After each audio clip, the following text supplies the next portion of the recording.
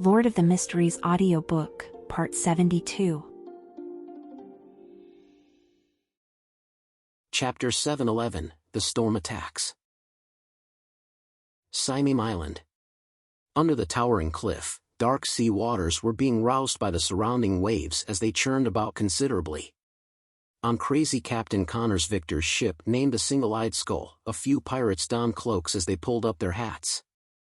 The rain pattered down heavily on them as they fought against winds that could lift a child, in order to walk out the cabin and inspect the ship to prevent any accidents from happening. Their cloaks were made of linen, but their surfaces were smeared with an already hardened sticky liquid. The raindrops were unable to permeate through that layer and could only flow down onto the deck. The liquid was Donningsman tree sap, produced from the southern continent's rainforest. It was naturally water-resistant and was quite commonly seen. It was originally rather cheap, but after a research team last year suspected that it had beneficial effects on hair growth, its price skyrocketed. In such weather it's suitable to be inside the Red Theater, drinking liquor, smoking weed, and having women in your arms. A pirate looked out of the shipboard and grumbled. His companion echoed him as he pulled at his cloak's hood. "I heard there's a bunch of new arrivals at the Red Theater. I really want to give them a try." "How did you learn of that?" another pirate asked in passing. He was met with a chuckle. "I heard it from the boss. It's not like you have no idea what captain's business is. That's why the boss knows plenty of human traffickers. Ha! They prefer to be called slave merchants. Speaking of which, I recall what happened that time." The pirate who spoke at the beginning wore a reminiscent look. Among the goods sent over, there was a young noble lady who had fled from her home.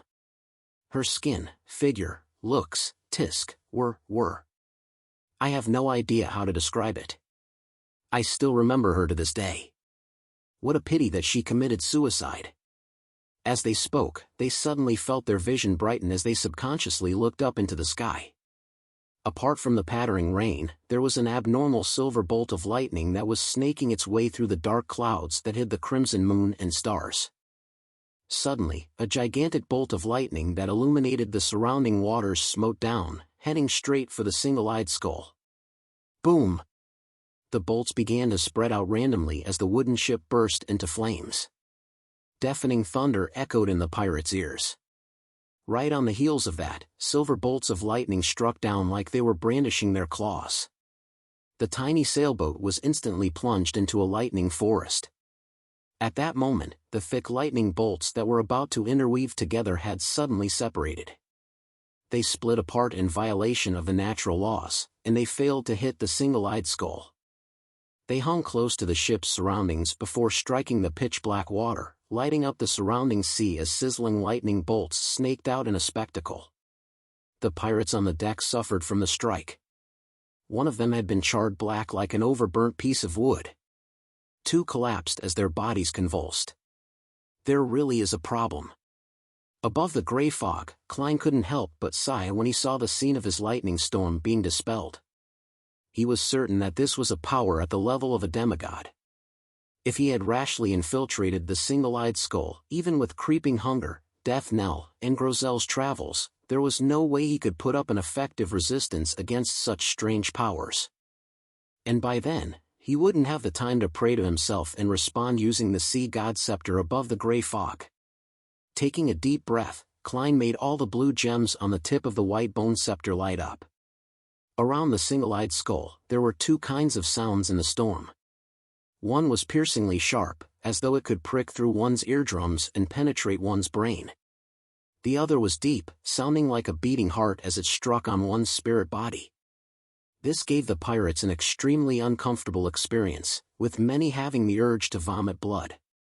However, this was only the beginning.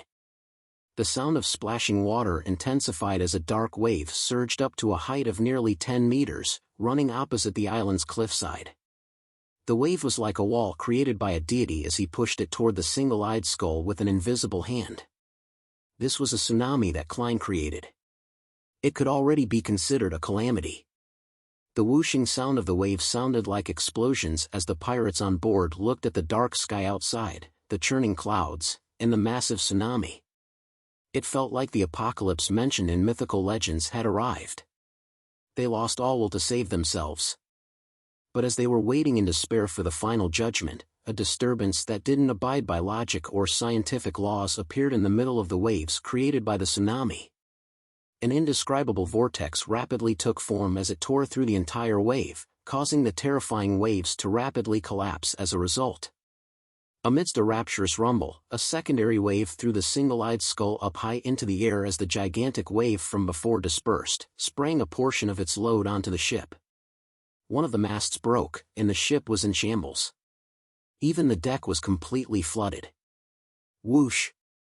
A strong wind suddenly stirred and swept up the pirates, turning into a hurricane that exceeded its own limits, pushing the airborne single-eyed skull further towards the sea. The ship began to ride the squall as it flew across the sky, covering a distance of several nautical miles without landing in the undulating waters. It was as though it was an airship that continued stably proceeding forward.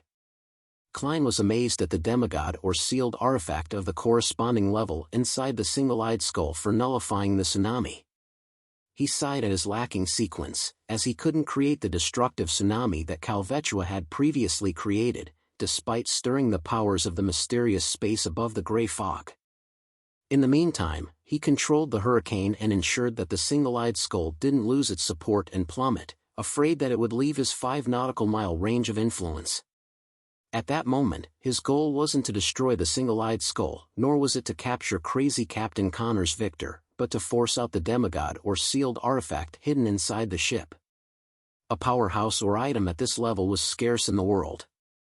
By seeing their appearance, he would know who they were sooner or later, as well as which organization they belonged to.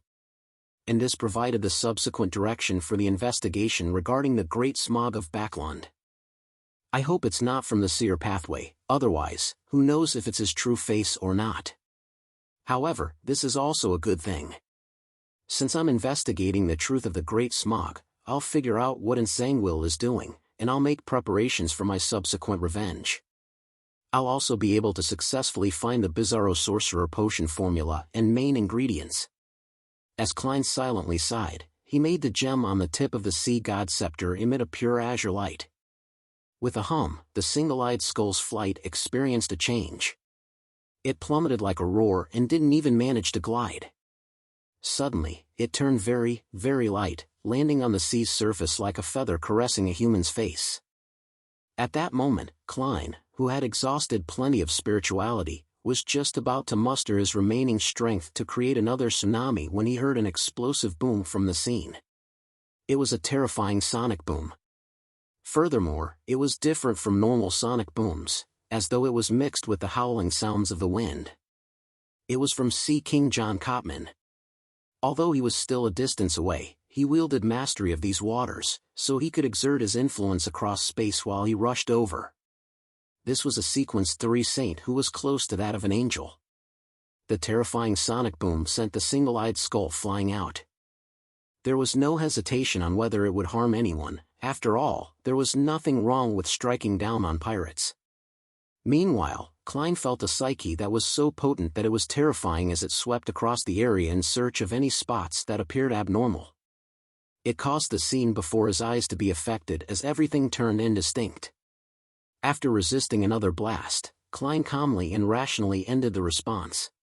He shut down the corresponding prayer scene before throwing the sea god scepter into the junk pile. The gap isn't anything trivial. If Sea King didn't appear, I wouldn't have the confidence in forcing out that demigod. My sequence is still too low, giving me troubles when using the scepter, as it's overly burdensome. However, at sea, the storm pathway is really powerful. They're practically mobile calamities. The powers displayed by that demigod had the key elements of distortion, confusion, loaning, and violation of normality. It appears to be the Black Emperor paths of the divine.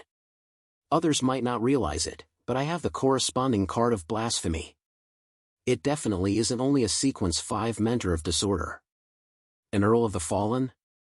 The military has a portion of the potion formula for the Black Emperor pathway, but it seems to be limited to the first 5 sequences. They lack sequences 4 and above. Although Klein failed to force the demigod or corresponding sealed artifact out, he had gained a certain number of clues from their reaction. He suspected that a particular faction in the royal family wasn't only cooperating with the demonist sect and ensanguil, but it was also secretly in cahoots with a faction that wielded most of the sequences of the Black Emperor pathway. The descendants of Solomon or Trunsoist. Is King of the Five Seas Nast involved in this? Klein was in serious thought when he heard overlapping prayers in his ear. It broke his train of thought as he instinctively emanated his spirituality and touched the rippling light beside his chair. Then, he saw Danitz. This well-known pirate had his eyes closed as he piously prayed to the fool. Klein took out his pocket watch in a daze and took a few looks at the time to confirm that it was almost 3 in the morning. Is he nuts? Why is he praying in the middle of the night? Does he not want me to sleep?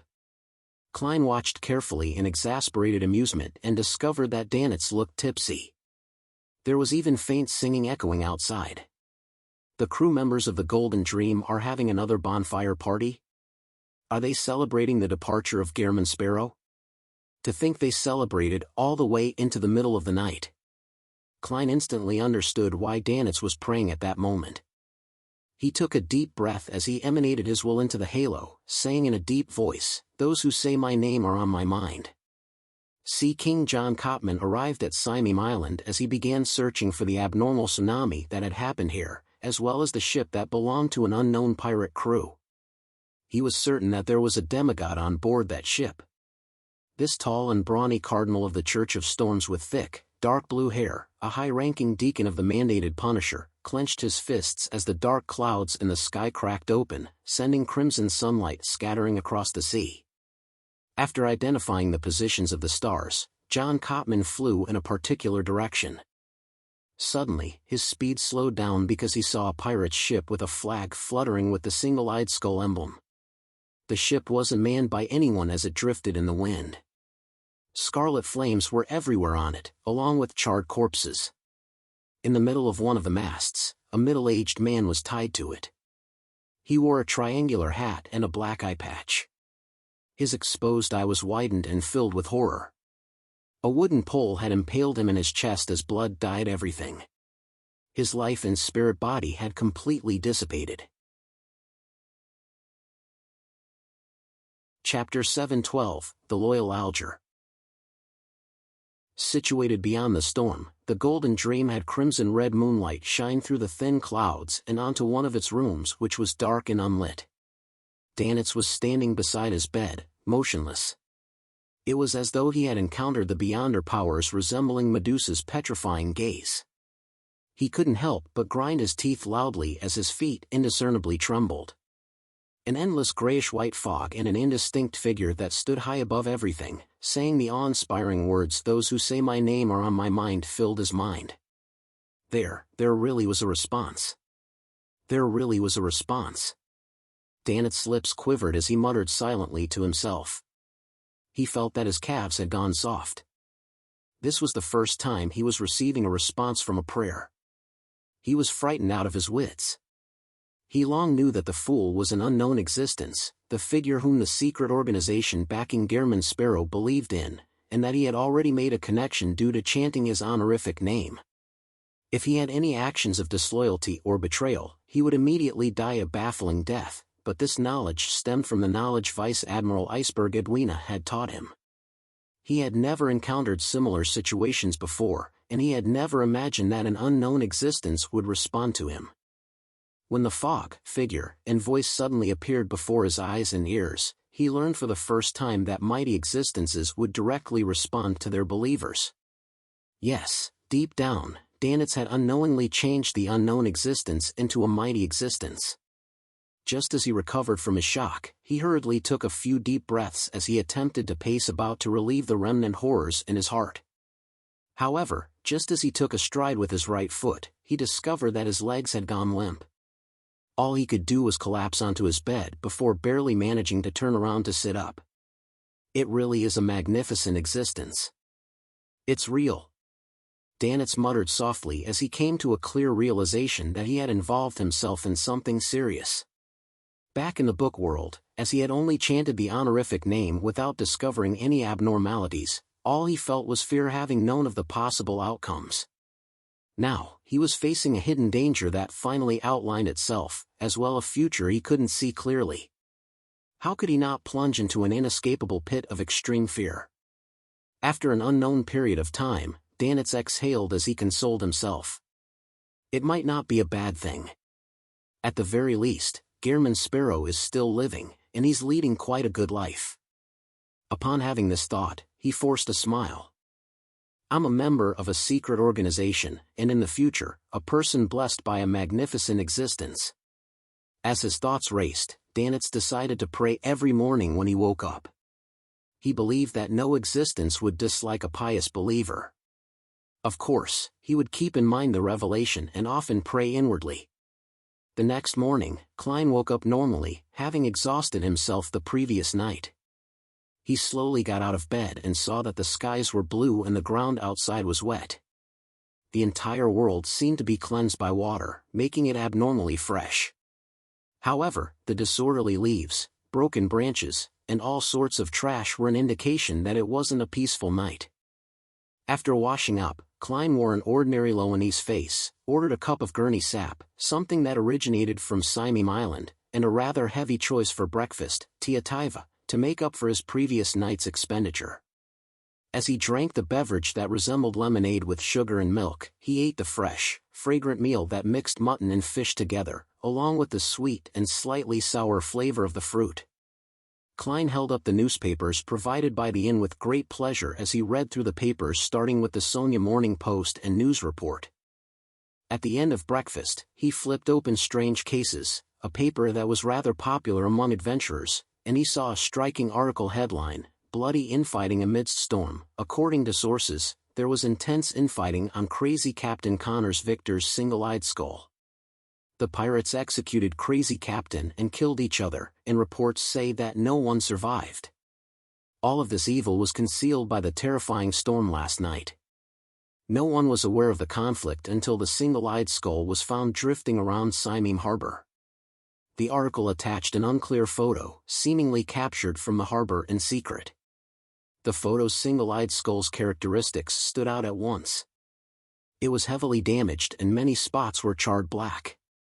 Only a single mast remained intact, while the middle mast had a figure with a triangular hat pinned to it. It's Connor's Victor. He died just like that? Klein's pupils constricted as he seriously contemplated. It can almost be confirmed that there was a demigod on the ship last night. When he saw that Crazy Captain was targeted, or with Sea King in pursuit, he could only care for himself. Unable to bring Connors with him, he decisively silenced him and destroyed all evidence. Klein, who had plans on continuing his pursuits of Crazy Captain, felt dejected. He realized that although the trail of clues hadn't been completely cut off, there was little of it left. The only matter he was aware of at that moment was that the demigod likely belonged to the Black Emperor pathway. From the intensity of the storm last night, the single-eyed skull was likely sent to the harbor by Sea King John Cotman so as to do any follow-up investigations. I wonder if they will have any additional findings. Yes, I can get Mr. Hangman to keep an eye out for it in the Church of Storms. There's no need to inform him since the tarot gathering will be this afternoon. The world can directly commission him to do so. Klein quickly made up his mind before downing the rest of the Gurney sap. Then, he returned to his room and planned to retrieve the radio transceiver which he had placed above the gray fog for an extended period of time to contact Rhodes. He wanted to see if it had any other clues regarding the Bizarro Sorcerer potion formula. Having left Orvie's East Sea, which was also where the Aurora Order's demigod had previously targeted him, Klein now dared to use items with the gray fog's aura. However, he knew very well that he couldn't do it frequently, and each use couldn't be for too long, otherwise, there was the possibility of the true creator detecting it. Due to this reason and his wariness against Rhodes, he planned on doing whatever he could do himself, and he would seek advice from others if possible. He only planned on playing the question-and-answer game if he was out of options. In the Blue Avenger, which was docked at the Resistance's private harbor, Alger planned on getting one last resupply before his return to Pasu Island. After instructing his crew which items to purchase, he changed into local clothing, and he went straight for Byam. After circling a few times, he came to the Cathedral of Waves, planning on reporting to Diocese Bishop, Chogo, about recent developments. Although he was returning to Pasu Island and reporting his work to the upper echelons of the church, he knew very well who his immediate superior was. He knew that he needed to act appropriately and not make his superior believe that he was skipping the chain of command by directly establishing relations with the upper echelons. Chogo remained hale and hearty as he was very pleased with Alger's proactive reporting. After he heard that, he said with a brisk tone, "There's no need to worry about it. It's just routine reporting. I've already informed His Eminence Kopman that you're devoted to the Lord and are loyal to the Church. You're one of the most trusted captains, and His Eminence Kopman will inform the Council of Cardinals of this." He paused, but without giving Alger any time to speak, he continued, "In addition, there's another mission. Investigate people who are intimately tied to crazy Captain Connors Victor. This is a mission directly issued by His Eminence Kopman. You have to take it seriously." Investigate people related to crazy Captain? Alger was puzzled, but he didn't question it. Instead, he struck his right fist on his left breast and said, "Yes, Your Excellency." The grizzled Chogo nodded and thought for 2 seconds before asking, "Do you know Gehrman Sparrow?" This question sounded like a bolt out of the blue. It left Alger's pupils constricting as he nearly lost control on the spot. Thankfully, he was mentally strong, allowing him to barely maintain his normal state. "I've heard of him. He's been very famous recently. Not only has he hunted Wormtongue Mither and seriously injured Tracy, but he has also boarded Catalia's future." Alger droned on to hide the stirrings in his heart. Chogo made a terse acknowledgement. "You were at sea, so you're a little behind on the news.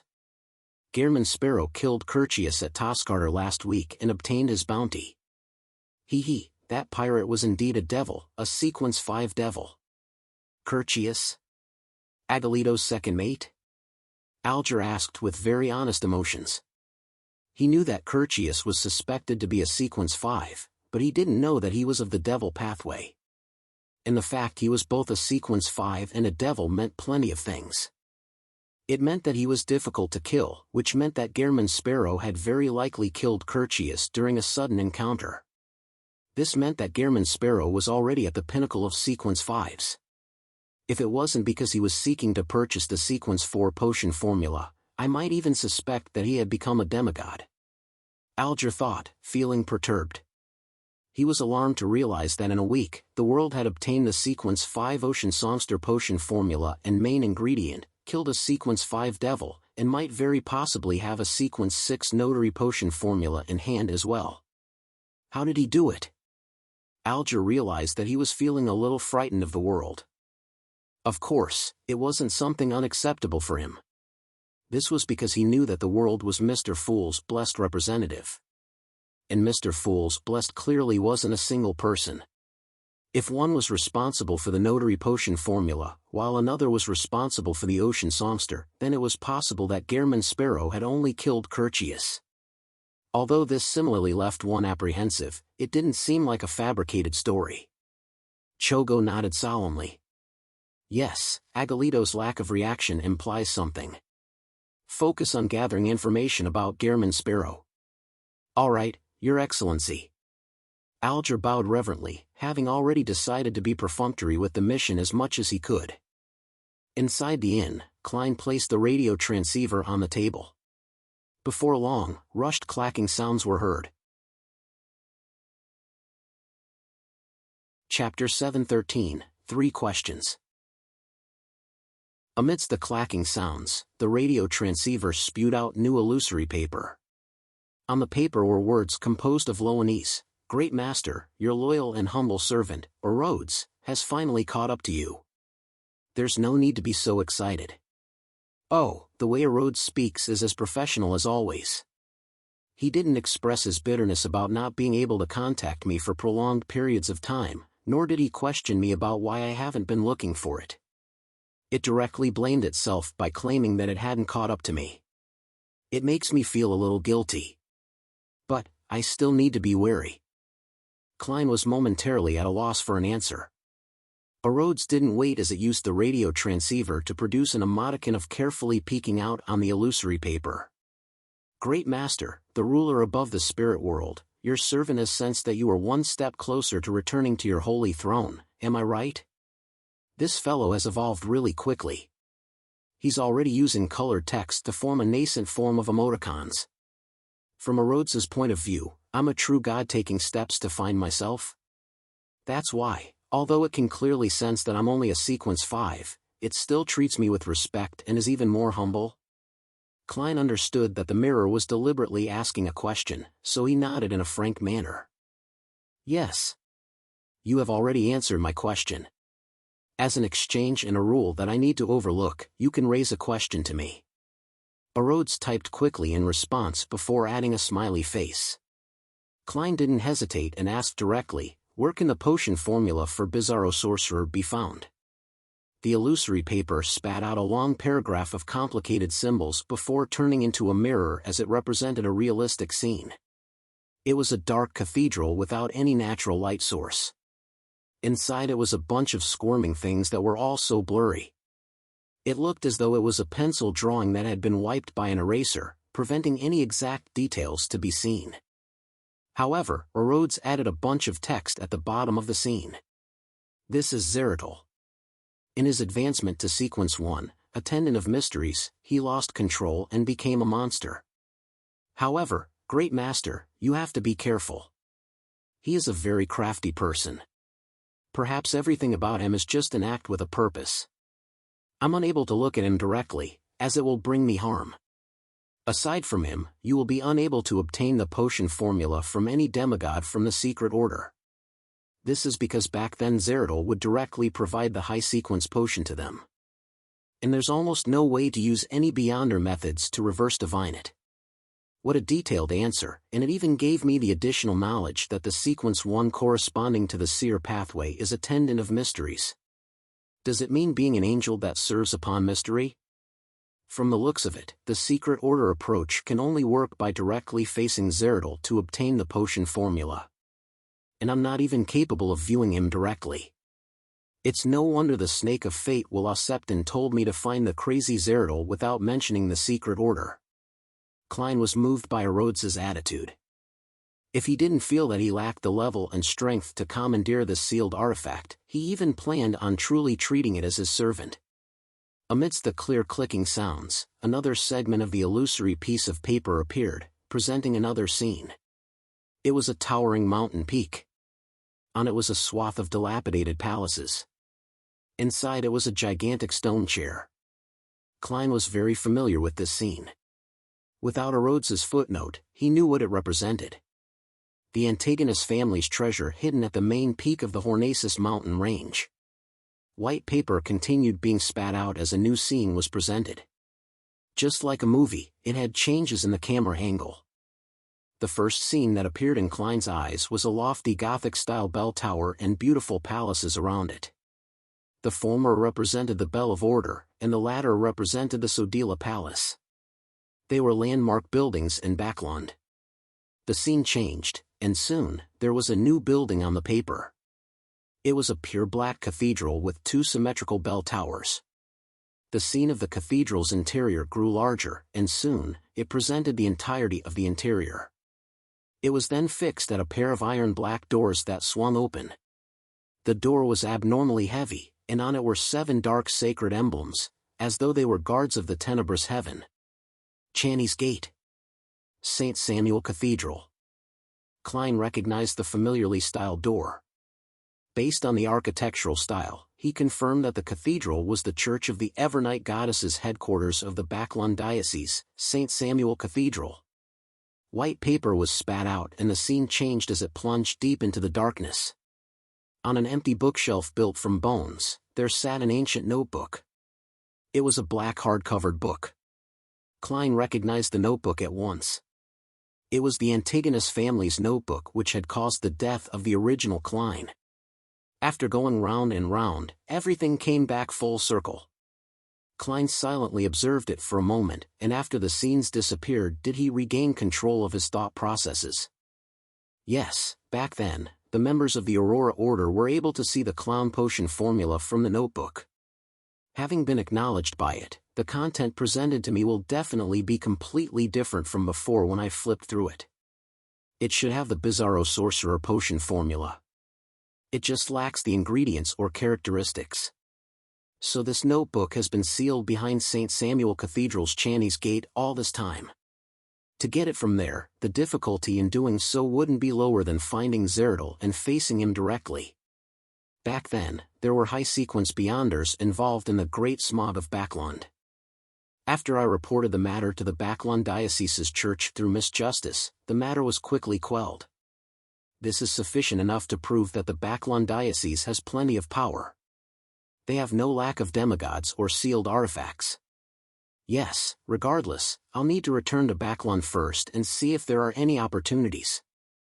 In contrast, I'd prefer not to head to the Hornacis mountain range. Reining in his thoughts, Klein looked at the radio transceiver which had turned dark and solemn. Last night, who was the demigod on crazy Captain Connor's Victor's ship? Clacking sounds quickly sounded as the illusory paper from before vanished as new ones were spat out. The content on the piece of paper was likewise a realistic scene. On an exquisite brass chandelier, 5 candles of different heights spread their warmth and light. A middle-aged man wearing a triangular hat and black eye patch stood before a cabinet that stored grape wine, champagne, and tequila. He was humbly looking opposite him. Opposite him was a tall figure in a black cloak. Its face was completely hidden beneath the hood. The figure didn't seem to have a real head, only a blob of heavily distorted darkness that was embedded above the neck. Thanks to the portraits from Bounty Notices, Klein recognized the one-eyed man to be crazy Captain Connors. His disheveled and oily hair cascaded down and happened to cover his neck. Opposite him is likely that demigod. But he deliberately disguised himself and did the corresponding anti-divination preparations. For a Rhodes to be able to produce a scene of this level is already impressive enough. Klein wasn't too disappointed. Instead, he carefully memorized the figure's build. More than 1.85 meters tall, but less than 1.9 meters. Rather long arms, and when hanging his hands down, it almost reaches the knees. The broad shoulders prop up the cloak. The feet are faced outwards to a certain degree.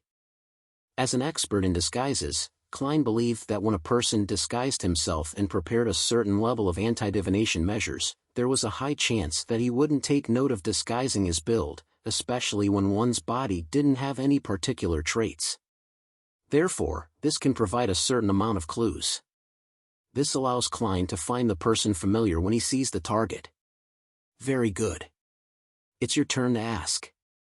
After keeping that in mind, Klein stopped scrutinizing the figure as he waited for Rhodes's question with piqued interest. He was curious as to how Rhodes would continue breaking through his image of him. The typing sounds slowed down as it seemed to appear hesitant. Bit by bit, the illusory white paper was spat out. Great Master, can I say something to you? Yes, Klein answered the question, puzzled. He began to look forward to what Rhodes had to say. The sound of typing hastened as it exuded an obvious sense of warmth.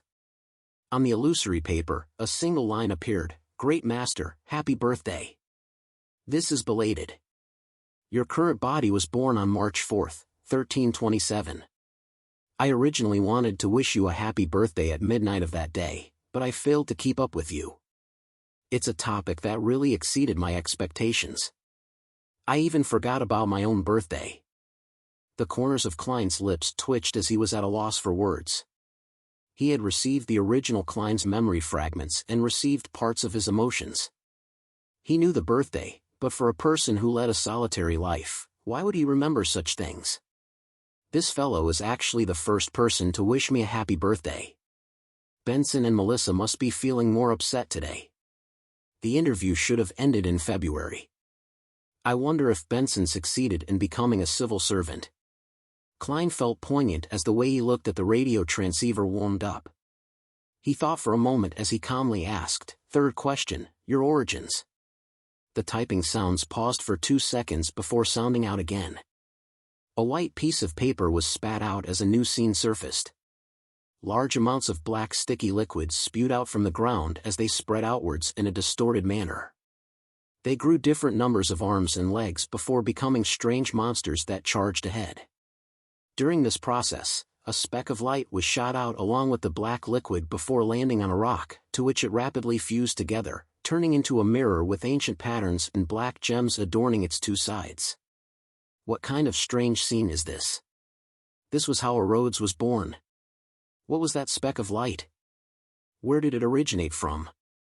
It does seem like a beyonder characteristic. Klein came up with a preliminary interpretation of the scene. The typing sounds didn't stop as another line appeared. Great Master, do you have any other questions? Taking note of the time, Klein shook his head. No. You have finished answering the questions, and it's time for me to leave. Great Master, the ruler above the spirit world, your loyal and humble servant, Rhodes, looks forward to serving you again and hopes to be able to continue following in your footsteps. At the end of the illusory piece of paper, a hand-waving emoticon was presented. Chapter 714, New Diary Pages. Inside the quiet room in the inn, the dark and silent radio transceiver instantly returned back to normal as its surroundings stopped being eerie. Klein busily set up the ritual and sacrificed it above the gray fog before having the time to consider the answers he had received. According to the clues provided by Rhodes, and combining the answers from Mr. Azek and Willa Septon, Klein had a basic idea on how he should proceed.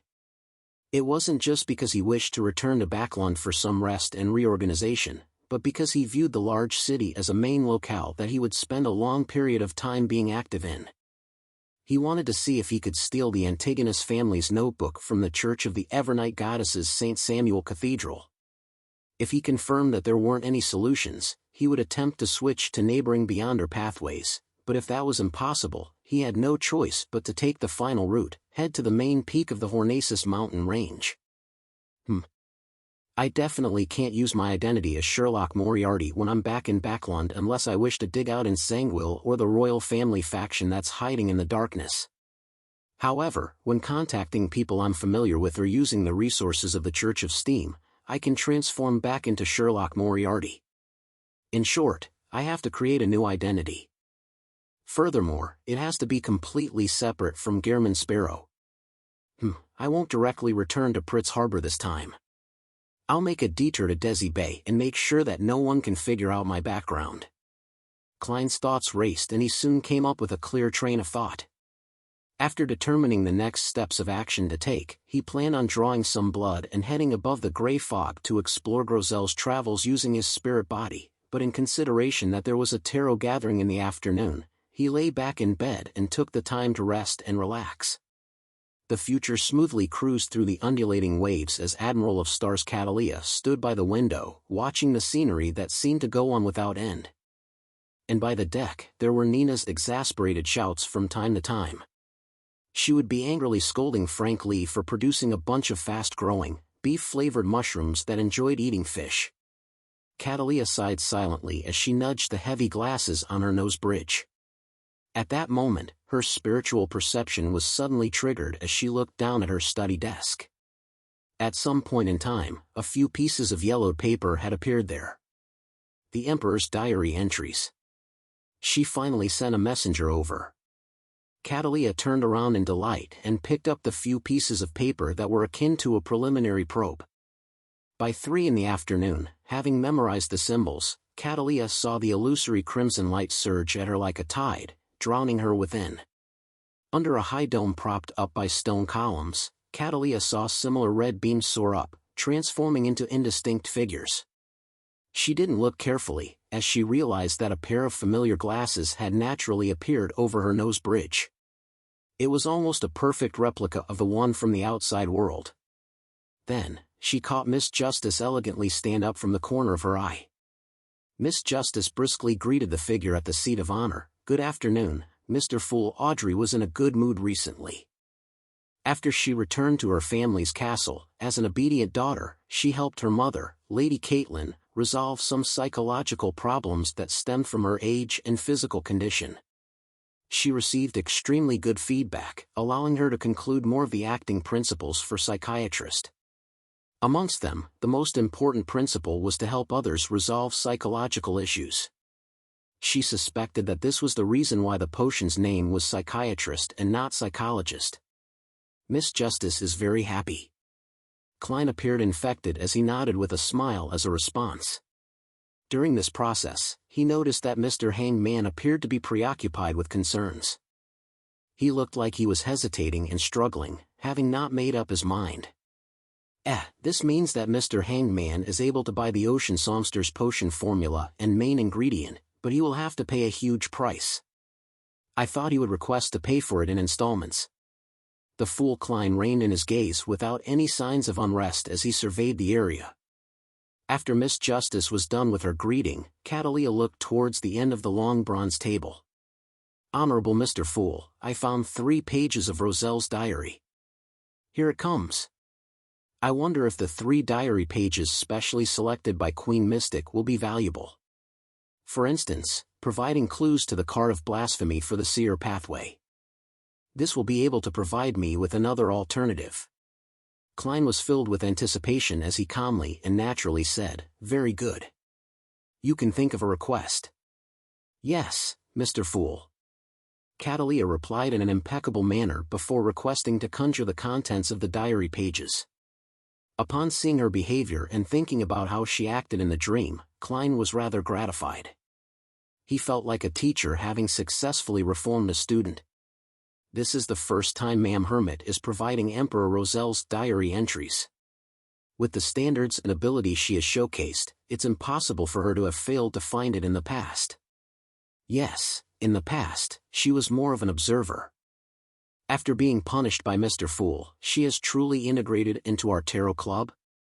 Together with how Catalia had performed last week, Audrey made a judgment. Meanwhile, she sensed that Mr. Hanged Man didn't seem normal. He looked like he was anticipating something but was also unable to bring himself to part with something. She was rather intrigued. Klein didn't wait too long before the 3 diary pages were conjured and came into his hands. Derek and the other members instinctively fell silent, so as to not disturb Mr. Fool's reading. February 9th. Today is Bornova's birthday.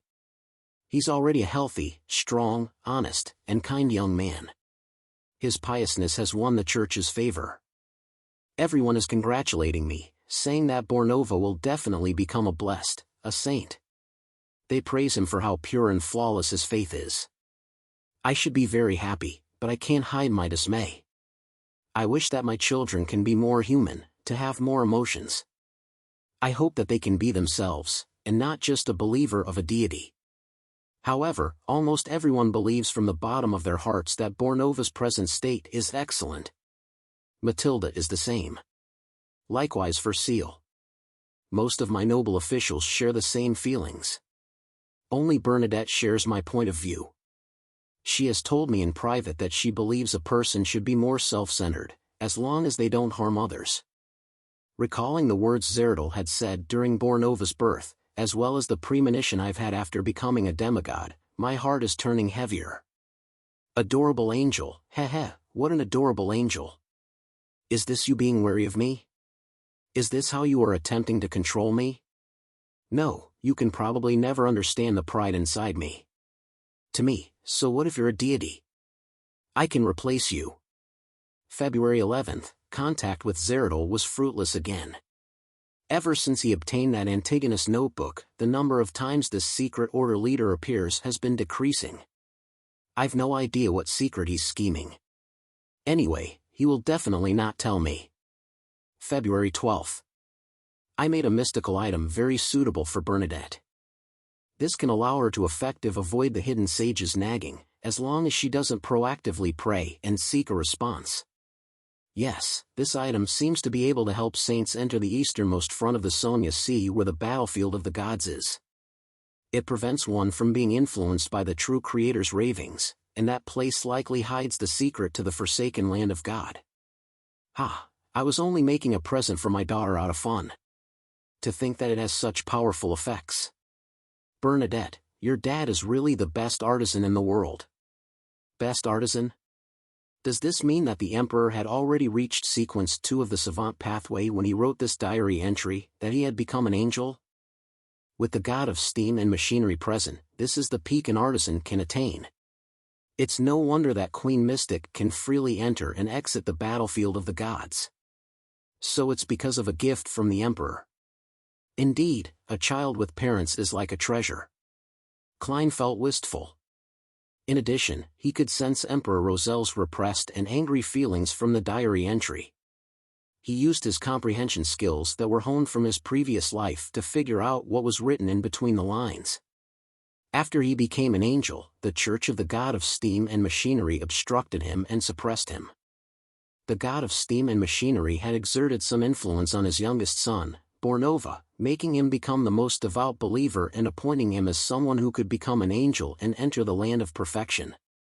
And this not only made Emperor Rosel submit to the suppression while having misgivings, but this had also stirred thoughts of rebellion in him. The Emperor later became a public enemy of the world because of this rebellion? Klein nodded inwardly. Meanwhile, he noticed a matter regarding Zeradol.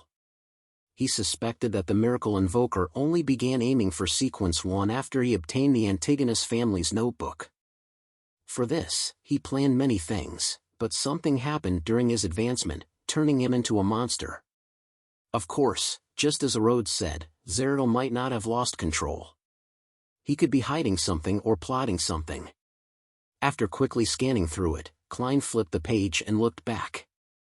It wasn't continuous, and it was brand new content. October 5th. A few primordial moon believers were caught by the Men in Black organization I established. They failed to complete the corresponding sacrificial ritual. Their behavior has intrigued me, as their strength seems to come directly from the Crimson Moon. Unfortunately, large amounts of data have confirmed that the Crimson Moon is really a satellite that's revolving around our planet. Then, how is it fusing physics and mystery together? With my present strength, it's not impossible to head for the Crimson Moon. At most, it will be troublesome and a little difficult, but it doesn't seem to be necessary. October 17th, I've finally made up my mind. I will attempt to switch to the neighboring mystery prior pathway. Only by doing so can I become a sequence 1. I've always suspected that the hidden sage is only a conceptualized uniqueness. Due to some sort of accident, it became sentient and awakened. Therefore, this pathway's sequence 1 position is likely still empty.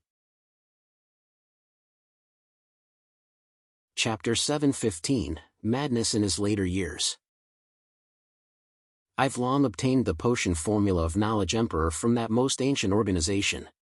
Now, it's time to seek the corresponding ingredients. It might already belong to a particular angel, and it might have fused with an object around it, turning into a warped and evil monster, or a chaotic and terrifying sealed artifact. In short, I have to be careful. It's best that I find a suitable helper. Knowledge Emperor. This sequence 1 potion name is rather interesting. If I hadn't directly seen the blasphemy slate, I would have imagined that it belonged to the reader pathway, making it belong to the Church of the God of Knowledge and Wisdom. Even stranger, these two pathways aren't switchable. I once discussed this matter with that mysterious leader and old Mr. Hermes. We basically came to a consensus and believe that the reader pathway represents the omniscient part of omnipotent and omniscient. And the mystery prior and the savant pathways correspond to knowledge itself, which is categorized into 2 aspects. One is more about mystery, while the other is more about reality. When I become a Knowledge Emperor, Bernadette can stop worrying about the hidden sage's infusion of knowledge. She can also stop being afraid of pursuing knowledge. The Emperor eventually switched to the mystery prior pathway. I wonder if he successfully became a Knowledge Emperor. Perhaps it's because of this that his ties with the Church of Steam completely fractured, making him the public enemy with no one to help him. All he could do was place his hopes on the Twilight Hermit Order. Klein thought poignantly as he came up with possible conjectures.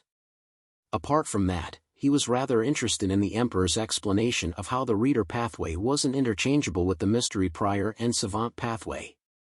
He believed that by deepening his understanding of it, he might be able to figure out the rules and rationale behind the interchangeability of beyonder pathways. To the typical beyonder, the reader, mystery prior, and savant pathway belong to the knowledge domain. There should be a very strong connection between them, yet the former is different. Reader belongs to the omniscient part of the phrase omnipotent and omniscient. Then, the secret suppliant, which is the shepherd pathway, is the omnipotent part. Then, there must be a certain intersection between the two. For example, being potent as a result of being erudite, and being erudite as a result of being potent. Therefore, they can be interchanged. Starting off from this angle, the storm pathway can be understood as omnipotence in the sea, land, and air domain. The spectator corresponds to the psyche, making it a powerful supplement for storm. Then, why can the sun pathway be interchanged with them?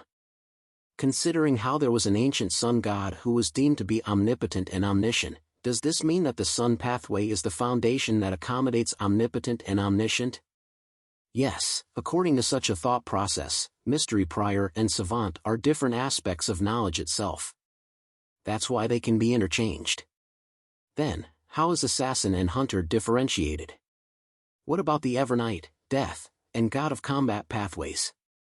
In moments, Klein thought of many things, but he didn't have the time or sufficient knowledge to delve deeper into his analysis.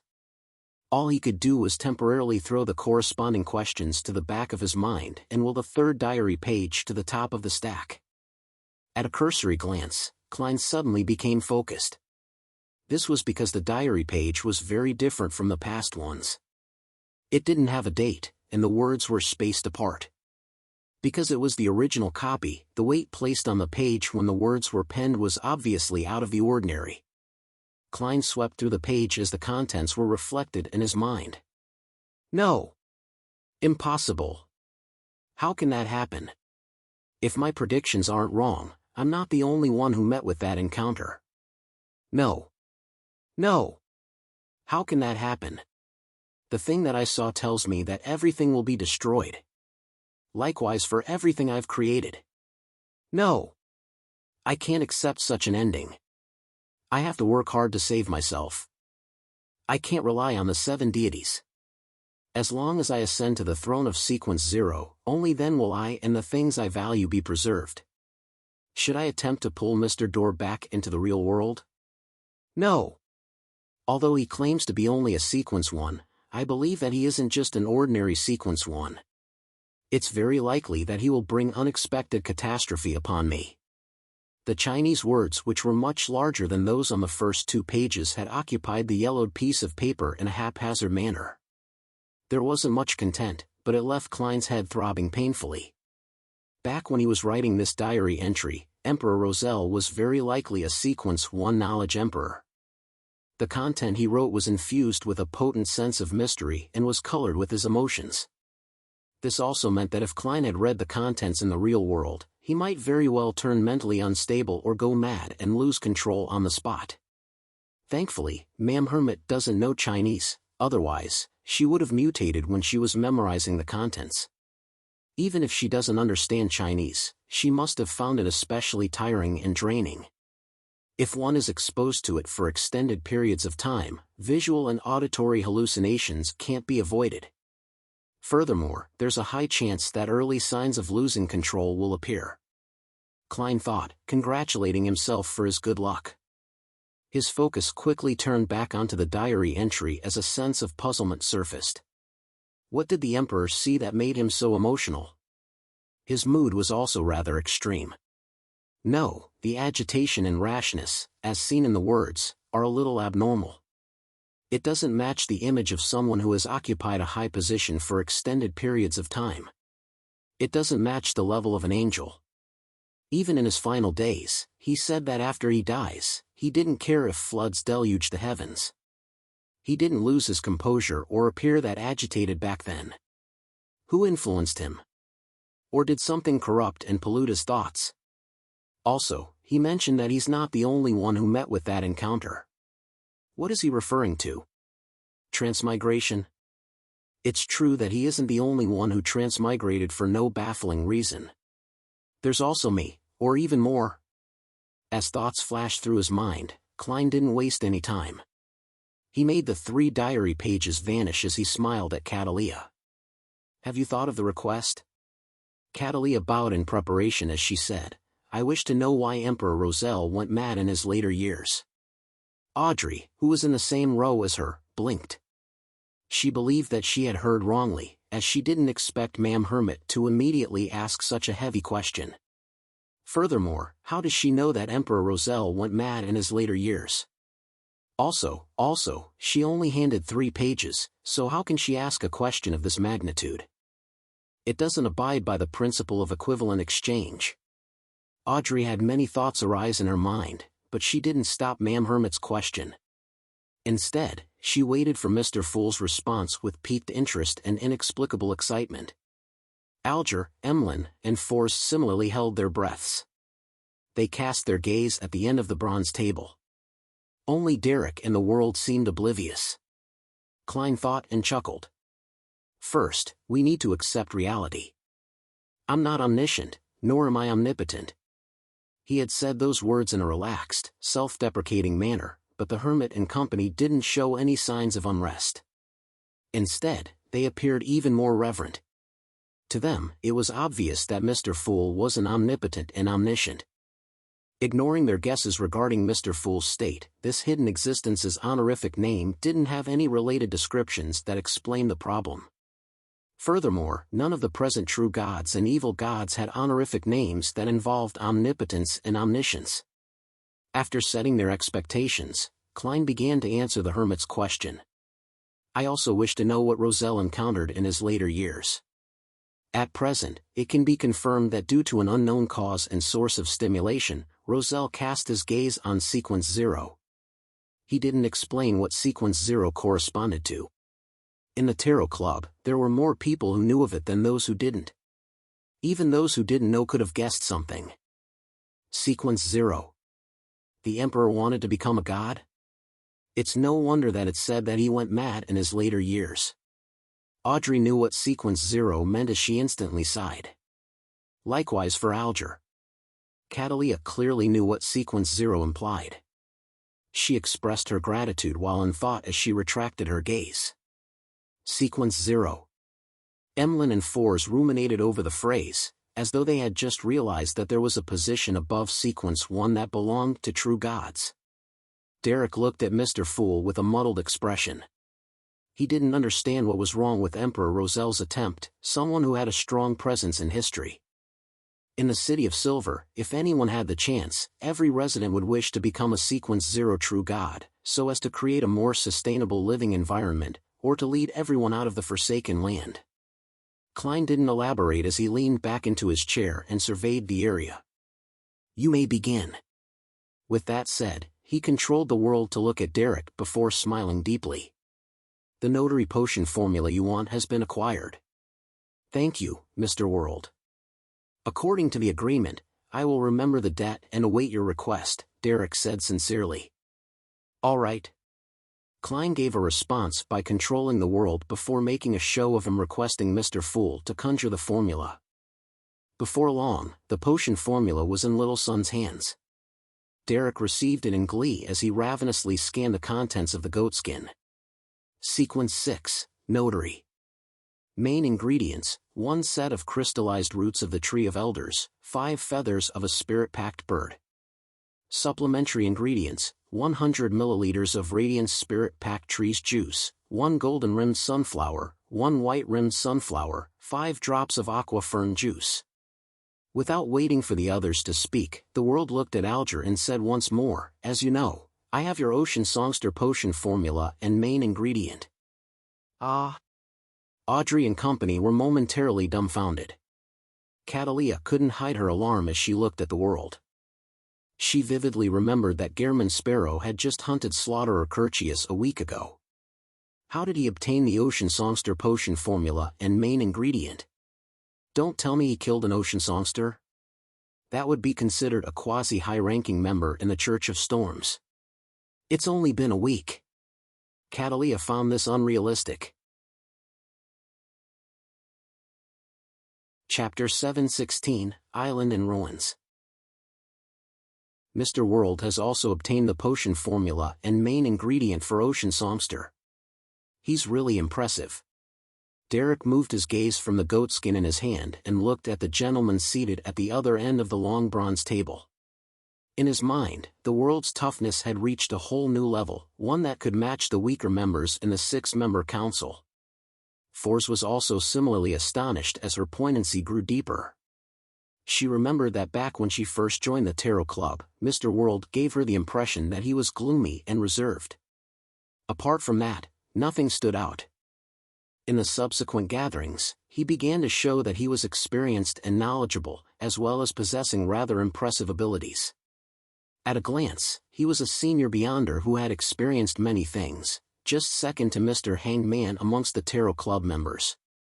This image had already formulated in Force's mind, but in recent months, Miss Magician was repeatedly surprised by the world.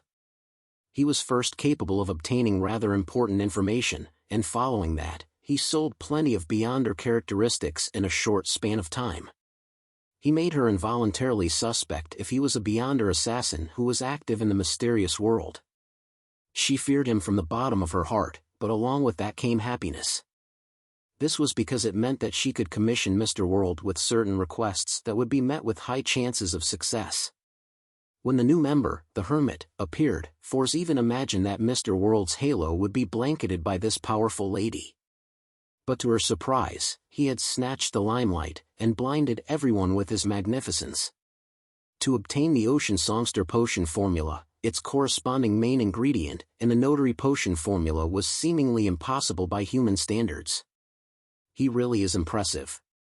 I admire this kind of quiet and ordinary person who is actually very capable. Sigh, I wonder when I can become a Viscount. After this hunting competition, the winner will receive a prize that's likely something that will allow a sanguine to become stronger. Emlyn White quickly turned his thoughts back to himself. As Audrey was sighing in amazement, she was puzzled about a matter from before.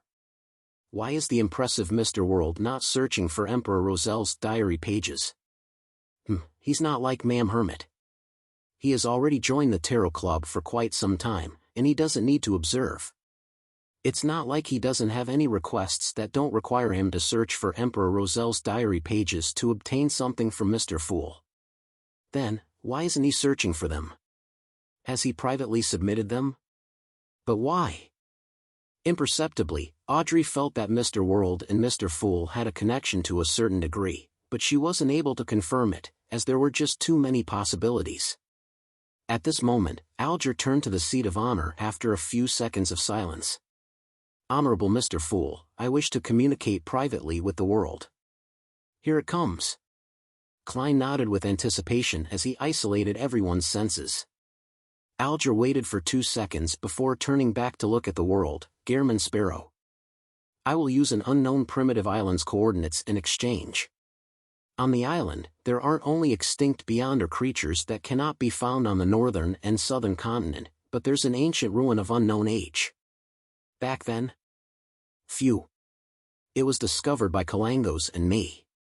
Back then, we lacked the strength to delve deep inside it. However, he discovered certain traces, and he suspected that the ruins hide something extremely, extremely important. He believes that the value isn't lower than a card created by Emperor Roselle. My strength is inferior to Kalangos, and I didn't go as deep as he did. I had no idea what he saw, other than guesses about the situation from his remarks. What Mr. Hanged Man said holds plenty of information. From the looks of it, he long knew Vice Admiral Hurricane Kalangos. They had even adventured together and found the primitive island and ancient ruins. And previously, he was also the one who thought of finishing off this pirate admiral while he was away at sea. Mr. Hanged Man isn't an ordinary member of the Church of Storms. His past seems very complicated, and he hides many secrets. Yes, a primitive island's value isn't small. For a secret organization, this can be the foundation to support the growth of its members. Klein controlled the world to appear to be in thought as he attempted to obtain more information from the Hanged Man. With the world not rejecting or agreeing, Alger, who had calmed down, calmly said, on the island, there are traces of demigod-level beyonder creatures. To you, that should be something valuable. On this point, I can swear on Mr. Fool's name. I guarantee that I'm not lying. After I obtain the Bizarro Sorcerer's Potion formula, I'll have to consider how to obtain the corresponding ingredients. At the level of a demigod, money becomes of little use. Trading gives me the highest chance of obtaining something I need. The location of demigod level beyonder creatures is important. That ruin is also quite interesting. The world didn't hesitate as he chuckled. Deal. Alger didn't immediately receive the Ocean Songster Potion formula. Instead, he said, I have a condition. I wish that on your first exploration of the primitive island, that you will do it with me. With Mr. Fool watching all of this, I believe you won't be concerned that I'll be up to no good. Klein considered it for a moment and made the world nod. No problem. I will need companions when heading to dangerous places. I hope that you will have the required strength. Alger wasn't angered by the world's tone as he heaved a sigh of relief. That's why, I wish that your first exploration will be after I advance. Of course, if I were to lose control because of my potion, this agreement will naturally be null and void. No problem, the world replied without any qualms. Alger didn't harp on the topic. After obtaining Mr. Fool's agreement, he conjured the situation of the primitive island on a goatskin. It's along the periphery of the Rorstad Sea. It's quite a big island, almost the size of Blue Mountain Island. Klein received the goatskin and quickly scanned through it to gain a general understanding of the primitive island. He quickly looked up and said, I'll hand over the potion formula and main ingredient after the gathering ends. All right. Having made his choice, Alger no longer had any reservations. When hearing that, he felt upheavals going through his heart, but he appeared even more staid on the surface. After the duo's private conversation came to an end, Catalia retracted her gaze at the world and looked at Force. The meteorite crystal has been obtained. 600 pounds for 60 grams. That's fast. Ma'am Hermit is really efficient. Force felt delighted, but she was also stumped. After last week's gathering, she had already obtained the crystallized blood of a Lavos squid. For that, she had paid 600 pounds, leaving her with 230 pounds. Adding the 150 pounds she received this week from her royalties, she was still short of 220 pounds. I'll first borrow from Shio. She should have that much. After I succeed in advancing, I'll try to earn money as quickly as possible. I have to. Force silently drew a breath and said, all right. We will do the transaction tomorrow at this time. The hermit tersely acknowledged and, without wasting any time, looked at Audrey. The black hunting giant lizard's spinal fluid has been confirmed. 1,800 pounds. There are temporarily no clues for the illusory chime tree's fruit. That's already very good. Better than I expected. Thank you, Ma'am Hermit. Audrey sincerely thanked her without even minding the price. She recently realized that there was a benefit to establishing the Relic Search and Preservation Foundation. She could use her funds in a more secretive and unnoticeable manner. It made it difficult for her parents to notice. After confirming the two transactions, Catalia surveyed the members as though she was one of them. Any clues to the blood of a mythical creature? Klein immediately controlled the world as he chuckled with a hoarse voice. Are you referring a pure mythical creature? Pure mythical creature? There are impure mythical creatures? Audrey and company were puzzled but interested by what they heard. Catalia was taken aback as she said, a pure one, which means the blood of an angel. 1 drop is enough. She didn't introduce it in detail back then, because she believed that for the time being such a high-level object wouldn't appear in the Tarot Club unless Mr. Fool was willing to provide her with help. And clearly, Mr. Fool didn't need anyone to explain to him what a mythical creature was. I have certain clues, but I can't guarantee that I can obtain it. Furthermore, it might take another 3 months at least. Klein controlled the world to give the response. The other Tarot Club members fell silent. They never expected the world to have clues to an angel's blood. What can he accomplish? Audrey, Fours, and company had their impression of Mr. World refreshed again. As for Alger, he suspected that the world would seek Mr. Fool's angel for a drop of blood. After a brief moment of silence, Emlyn, who suddenly realized that his advancement wasn't necessarily as obvious as the other members, weakly said, "Are there any clues regarding my previous commission?" Force immediately said, "There are suspected cases. I will continue investigating." Burdened with debt, she was motivated to work. At the end of the trading segment, Derek mentioned his request of buying the crystallized roots of the Tree of Elders. As for the feathers of a spirit-packed bird, the City of Silver had it in their special warehouse. In addition, he also sought to purchase the golden-edged sunflower and other supplementary ingredients. They were commonly seen items in the outside world, but they were lacking in the forsaken land of God. The crystallized roots of the Tree of Elders and the supplementary ingredients aren't difficult to obtain. Emlyn's attention was caught as he said, "Then, what can you use in exchange?" Back when he provided Miss Justice with the fruit of the Tree of Elders, he had already learned where the crystallized roots were. Derek thought and said, "A beyonder characteristic of a Sequence 5 vampire?" It was quite a commonly seen monster in the depths of the darkness. "Sanguine," Emlyn said through gritted teeth. "There's no rush. I'll tell you when I've decided what I need." He didn't want an item obtained from a transaction to overlap with the prize of the hunting competition. All right. Having already owed a debt to the world, Derek was relatively at ease. After a moment of silence, Klein rapped the edge of the model table to indicate the commencement of the free exchange.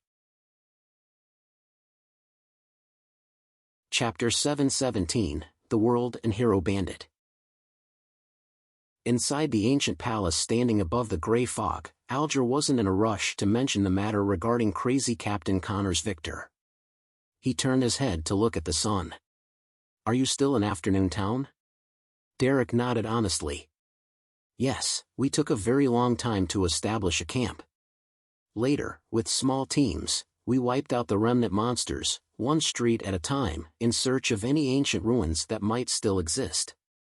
Although this process is slow, it's sufficiently safe." His answer was extremely detailed, and it gave the impression that Mr. Hanged Man could ask more questions if he wished to know more. Audrey listened with interest as she raised her hand slightly. "With all of you staying in Afternoon Town for so long, what do you rely on for food? Is there any black-faced grass nearby?" She had long heard from Little Son that the City of Silver relied on the black-faced grass that they grew around the city as their source of sustenance. "We carried a portion of powdered black-faced grass, but the main source of food comes from hunting those monsters. Once the beyonder characteristic is expelled, a large proportion of them can be eaten once we skin them and roast them with fire. However, there's a certain degree of corruption in the meat, which will result in psychological problems. We can't continuously consume the meat, and we will need to spread out the intervals," Derek replied in a serious manner to Miss Justice's question. Audrey recalled the few monsters in the depths of the darkness mentioned by Little Son, and having terrifying vibes about the dark and eerie area around the City of Silver, she couldn't help but press further, "Wouldn't that be very disgusting?" Fours, who was attentively listening to the other members' conversation, was inspired by this question. She deliberately didn't look at Emlyn as she asked Derek with piqued curiosity, "I remember you mentioning that monsters in the depths of the darkness include vampires. Their bodies run with pus and are extremely ugly. Then, how would you consume vampires after killing them?" Emlyn, who heard the question, forgot to correct her by informing her that sanguine weren't vampires. His expression turned livid as he felt an inexplicable feeling of indescribable horror. Derek was silent for 2 seconds before saying, "There are some monsters that are indeed disgusting, very disgusting. Just like the vampires as mentioned by Miss Magician, but we have no choice. As long as it's edible, we will eat it." His voice gradually turned heavy, as though he once again deeply felt the tragedy that was the curse which enveloped the City of Silver. The palace that looked like a giant's residence fell silent once again. Even Emlyn, who wanted to retort Derek, didn't say a word. All he did was curl his lips and retract his arm. A few seconds later, the world broke the silence with a chuckle. "Let's return to the sea. There have been certain matters that require your attention." Crazy Captain Connor's Victor's single-eyed skull drifted to a nearby harbor after a storm. The masts were snapped, and there were charred marks. The entire crew, including Connor's Victor, died. No one survived. Justice and company didn't know who Crazy Captain was. They weren't too interested in the news, other than being curious as to what caused this destructive naval tragedy. On the other hand, Alger shared completely different thoughts from them. There must be a tremendous secret if the world is paying attention to the matter regarding Crazy Captain. It's no wonder His Eminence Cotman issued such an important command to get the mandated Punisher and captains to investigate the situation. Alger's eyes darted about slightly as he said after some thought, "And Byam, the Church of Storms is actively investigating the people and matters surrounding Crazy Captain Connor's Victor. There's no need for me to commission it." Klein chuckled inwardly and got the world to directly ask, "What clues does the Church of Storms possess?" "I have no idea. I'll try my best to understand the situation." Alger frankly shook his head. He believed that the world understood what he was implying, that he wasn't exactly sure, but he would sound out what the Church knew. Audrey, who was listening out of curiosity, realized that the matter regarding Crazy Captain wasn't simple. Hence, she asked probingly, "Mr. World, isn't this common infighting among pirates?" Klein was just about to be perfunctory with Miss Justice but without divulging anything further when he suddenly thought of a problem. Behind the great smog of Backlund and the disappearances, there might be a particular faction from the royal family. It also included some military personnel. And Miss Justice would lean towards the nobles and royal family, both her emotions and from her standpoint. If there comes a day when I target those bastards who are deserving of death, she might not find it acceptable if I commission a mission to her. She might even fall into a dilemma. Therefore, I should now inject the impression in her that the royal family and military have plenty of bad guys. I would subtly change the direction in which her standpoint and emotions are directed towards. For this, I can bear the burden that some of the information regarding the world is leaked." Klein thought for a moment and made the world say with a relaxed, but mocking tone, "Crazy Captain is related to the disappearance of the colonial slaves which Mr. Hangman was previously investigating. The Demonist sect takes the people who are tricked or abducted and hands them over to Vice Admiral Aylmut Tracy, and they have them ship the people over to the northern continent's East Seas coast. Then, with Crazy Captain Connor's Victor, it completes the last mile. This pirate is intricately tied with many human traffickers and slave merchants in Lowen. Back when I informed Mr. Hangman of the news in January, someone witnessed Balin, who was involved in the disappearance cases, with a MI9 member who was loyal to the royal family. Also, Backlund's largest human trafficker, Capim, had guards from the Arbiter pathway. With so many matters compounded together, do you think that Crazy Captain's death is simply a result of pirate infighting? I've always wondered why the person behind all of this needs so many slaves." The connections between the clues were clearly presented before Audrey, Alger, and company. It made them suddenly realize a lot of things. Mr. World left Backlund and headed for the sea to seek out clues. He's always been investigating the truth behind the Great Smog and Prince Edisac's death. According to the information he provided, it's clear that the true murderer hasn't been punished. He's still hidden inside the royal family, and there's a portion of the military who are working for him. How despicable. This kind of person should be thrown into hell. How does Mr. World know that the guards around Capim were Beyonders from the Arbiter pathway? Did he fight with them? Audrey's mind raced as she suddenly made the connection. Capim was killed by hero Bandit Black Emperor. The latter clearly knew which pathway Capim's guards belonged to. Hero Bandit Black Emperor is Mr. Fool's blessed. Mr. World is suspected to have certain connections with Mr. Fool. He has never sought Emperor Roselle's diary pages. Therefore, Mr. World is Hero Bandit Black Emperor, and he's also Mr. Fool's blessed? He doesn't hand in Emperor Roselle's diary pages because he hands them over in private? Some of his actions from before were to hide his identity as a blessed. This is a test given to him by Mr. Fool? It's really hard to connect Mr. World with Hero Bandit Black Emperor. The latter feels like a hero. Audrey felt like she had stumbled upon the truth as she began to wonder what kind of person Mr. World, who who was also hero Bandit Black Emperor, was actually like in real life. Alger and Catalia instantly understood why Gehrman Sparrow had attacked Tracy. This blessed was seeking out the truth behind the great smog of Backland. And the truth hidden behind this was something Mr. Fool was interested in. Fors and Emlyn, who lived in Backland, also vaguely sensed something when the world mentioned Capim. After all, hero Bandit Black Emperor's legend was rather striking in the recent half a year. He became an important character in many run-of-the-mill novels. Even Force herself had thought of making him the protagonist in a love story between a hero bandit and a young royal lady.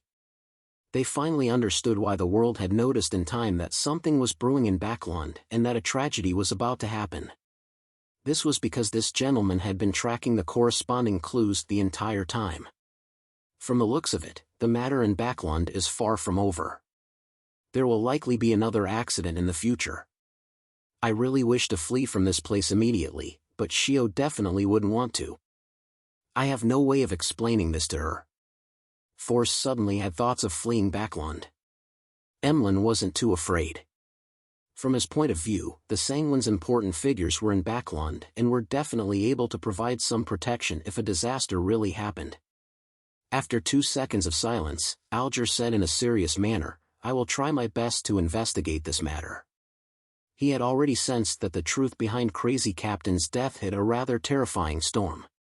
As such, he was a little apprehensive and afraid, but he also trembled with excitement that he was involved in the most important matter regarding the southern and northern continents.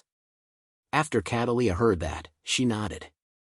"I will also seek out relevant information. If there are more clues provided, perhaps I might be able to help." Klein thought for a moment before letting the world speak frankly. On the night of Crazy Captain's death, a high-sequence Beyonder suspected to be from the Black Emperor pathway appeared on his ship. However, this demigod managed to escape before John Cotman arrived. Black Emperor pathway, demigod. Alger and Catalia ruminated over these phrases as they considered an angle of attack. Audrey and company were astonished that the Tarot Club had discussed the development of demigods to something directly involving demigods. The cases that they were involved in were really increasing in level. As for Derek, he didn't understand a thing. With Crazy Captain's matter coming to pass, Catalia glanced at the world before deliberately mentioning her tidbit. Another incident happened at sea. Last week, the crazy adventurer Gehrman Sparrow hunted the second mate of the King of Immortality, Slaughterer Curtius. He was a Sequence 5 Beyonder. How impressive! Fors, who was only a Sequence 8, sighed from the bottom of her heart. She knew very well what it meant to be a Sequence 5. Yes, he really is a legendary adventurer, Audrey echoed. Emlyn turned agape before he closed his mouth. He felt that he was still a distance away from that level.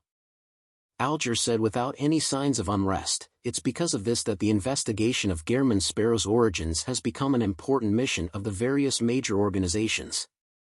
"Are you implying that the Church of Storms has gotten you to investigate me?" Klein instantly read in between the lines as he made the world chuckle. "I wonder where I can claim this commission. I wish to use some unimportant information in exchange for money. I have some understanding of Gehrman Sparrow." "Oh, Mr. World is hinting that he doesn't mind me exchanging what appears to be important but, in reality, is actually meaningless information regarding Gehrman Sparrow in exchange for rewards and trust?" The hanged man nodded in enlightenment. The free exchange continued for a while until Derek finished learning this week's list of ancient Hermes terms before everything came to a close. After he watched the bowing Miss Justice and company leave, Klein cast his gaze onto Grozel's travels.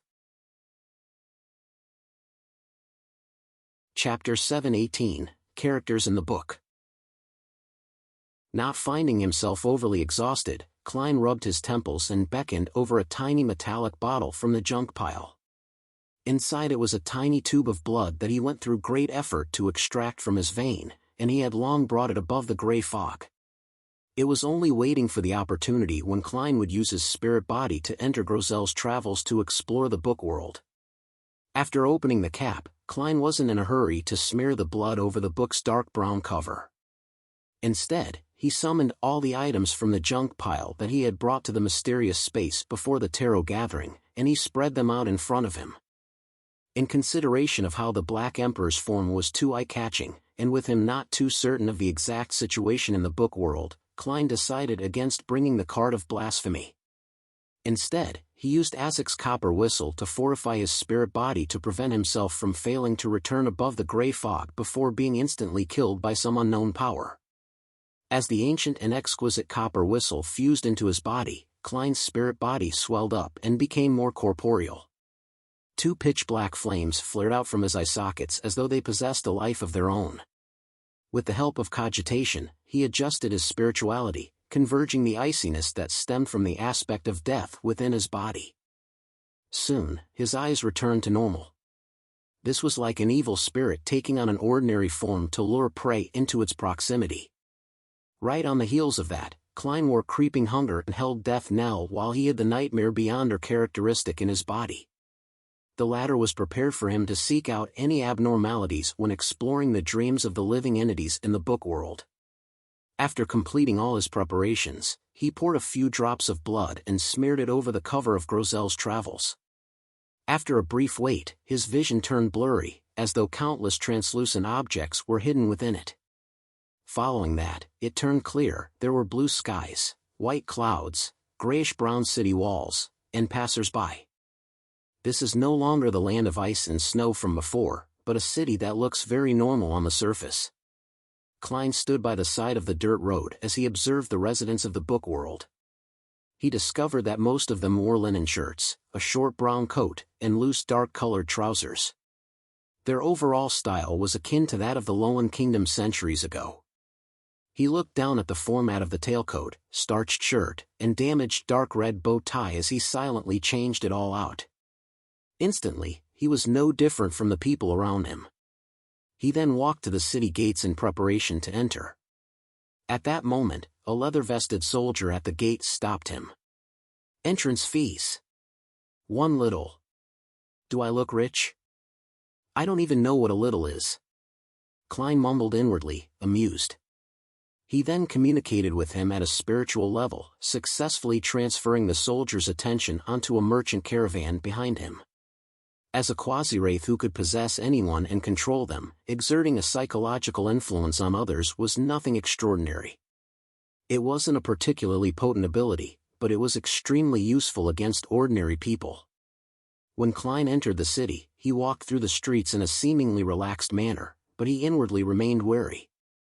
He felt that public hygiene was slightly better than Backlund a few years ago.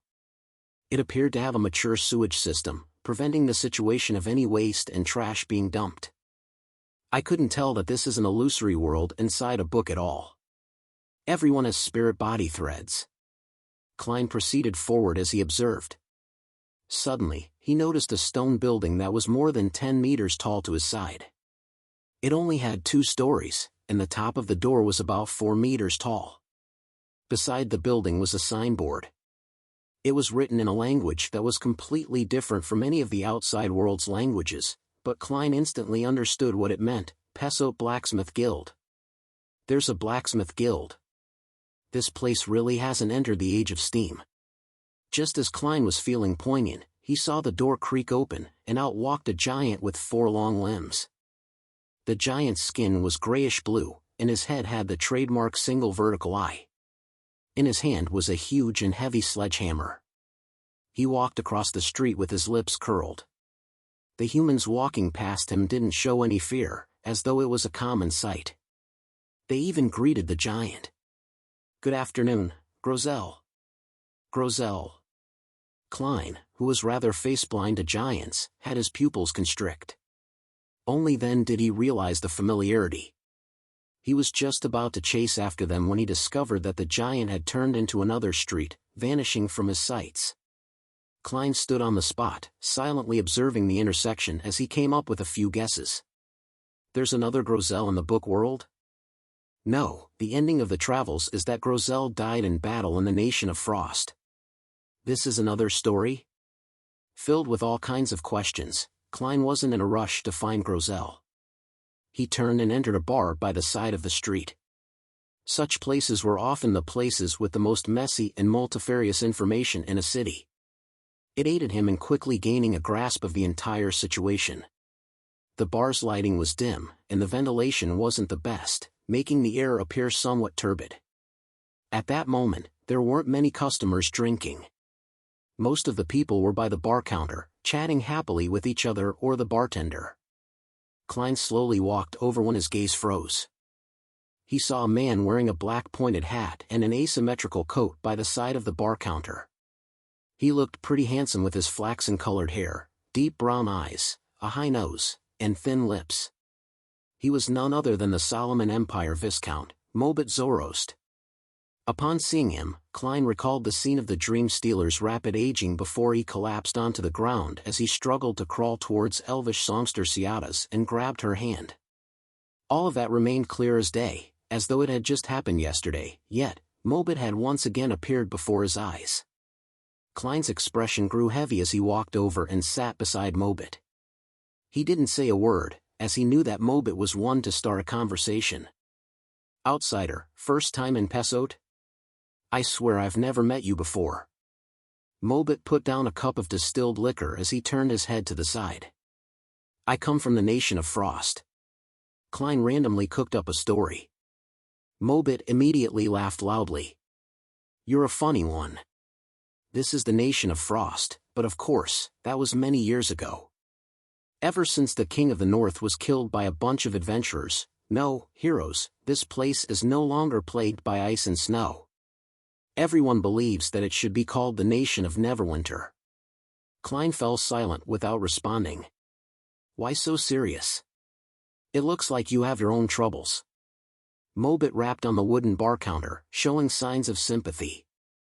He downed a mouthful of spirits and said, "I'm telling you. Men should absolutely not get married. It's the beginning of suffering. Do you know? When she gets worked up a little, she would beat me up. When she's happy, she beats me up. Same when she's embarrassed or angry. Anyway, she beats me up for any reason. From this very moment, I've decided not to return home again. Does this mean you got married to Ciadas?" Klein kept silent for 2 seconds as he sized up Mobit's face. He discovered that there were no signs of bruises and swelling on his face. This meant that the elvish songster knew that men needed to put on appearances. He asked with a sigh, "Then why did you marry her?" Mobit was taken aback as he smiled wryly. "I came here with a merchant caravan. When I first saw her, she was just that beautiful. Her singing was moving and seemed to hide indescribable sorrow. I'm as afraid of her now as I was infatuated over her back then. I definitely won't return." "Hey, why do you seem a little sad?" "You don't have to be sad for me. I'm already free." At that moment, the door to the bar suddenly opened as a beautiful female voice shouted, "Mobit, come out here. I'm counting from 10. Never come back if you don't come home. 10, 9. Mobit immediately jumped up and ran to the door. As he ran, he muttered, "I know you don't have any patience. You always jump to 2 after counting the 8. Klein turned his body and saw Ciadas's figure, but he no longer had the intention of communicating with her. The real Mobit and Ciadas were already dead. The ones living in the book world were just 2 characters. Standing up and leaving the bar, Klein came to a nearby deserted alley. He planned on confirming the kind of spirit world this world had. He quickly outlined spherical lights in his mind as his thoughts gradually emptied out and his body and mind became tranquil. As his spirituality spread out bit by bit, several indescribable illusory figures appeared around him. However, up high in the sky, it lacked the 7 lustrous brilliances of different colors that contained endless knowledge. The 7 lights don't exist here. The number of spirit world creatures here are lacking. This place is indeed a fake spirit world created by the book. Klein took a step forward and found the colors in his vision saturate to the extreme as it overlapped with the obvious differences. He wasn't in a rush to explore the spirit world. He exited it and began window shopping through Pesot and chatted with others. Before long, he found Grozel's residence. The giant ran a blacksmith shop. He was taking an afternoon nap on a huge bed on the second story. Klein directly entered by passing through the wall and came to Grozel's side. He observed the giant for a few seconds and took out the nightmare beyonder characteristic from his spirit body. With some difficulty, he used some of its powers that it came naturally equipped with. Deep, serene darkness quickly spread as it instantly enveloped Klein and Grozel. And in a spirit body state, Klein directly saw a blob of irregular, hazy spherical light. His spirituality immediately emanated over and touched the spherical light. All sorts of scattered scenes instantly flashed past around him before fixating on a forest with towering but withered trees. On the other side of the forest was a mountain and steep cliffs. At the top of it was a magnificent palace. The palace was huge and opulent, and it didn't seem suitable for humans. It gave him the impression like it was from a myth as the light of dusk that scattered above it seemed frozen. Klein had seen this palace before. It was the giant king's court that had appeared in the dream world of the battlefield of the gods. However, this angle was completely different from before. He was situated behind the king's court. Chapter 719, Dream Tour. Klein turned his gaze to the forest where light could hardly penetrate through its denseness, having gained a rough idea of where he was. This was the waning forest which Grozel guarded when he was at the giant king's court. The trees in the forest were tens of meters tall, and the thickness of the trees was the arm span of several giants. However, their barks were mottled with signs of rot everywhere. The leaves and twigs were mostly withered and dropping as they interwove with each other like a dark cloud floating in midair. Grozel and similar-looking giants guarded the boundary of the forest, either carrying axes or broadswords, fully concentrating on defending the area. According to Grozel, this waning forest has the bodies of giant King Ulmer's father and mother buried in it. Apart from this ancient god, no one else is allowed to step inside, including these guards. Yes, giant King Ulmer's parents should be so-called original giants, the kind that was the craziest, cruelest, and most ferocious. Perhaps. Why would Grozel have such a dream? As Klein was in thought, he suddenly sensed something amiss. According to his random conversations in Pesode, the present Grozel was a native giant who had nothing to do with the giant king's court. Therefore, having such a dream made it appear rather abnormal.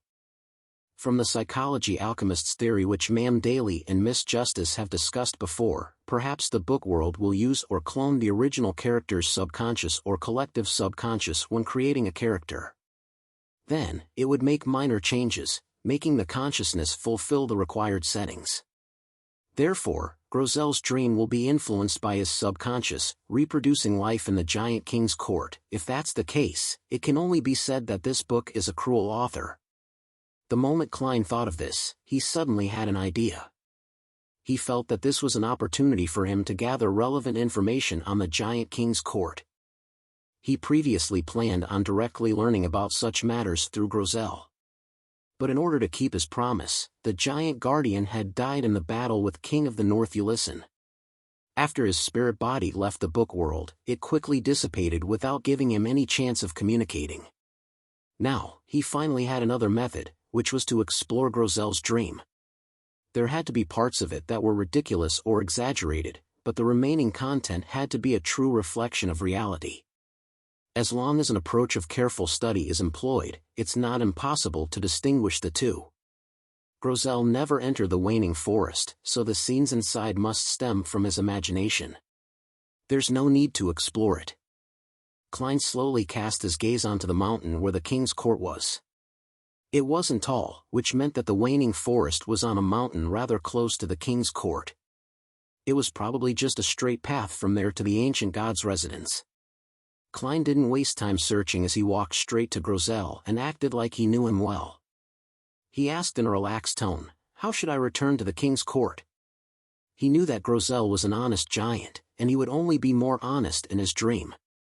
Grozel raised his hand to scratch the back of his head as he looked down with a confused look. He said with a smile, "Isn't it simply by taking the barren tunnel?" He pointed ahead and added, "You'll see it when you circle around that boulder." "Thank you," Klein sighed as he said with a bow.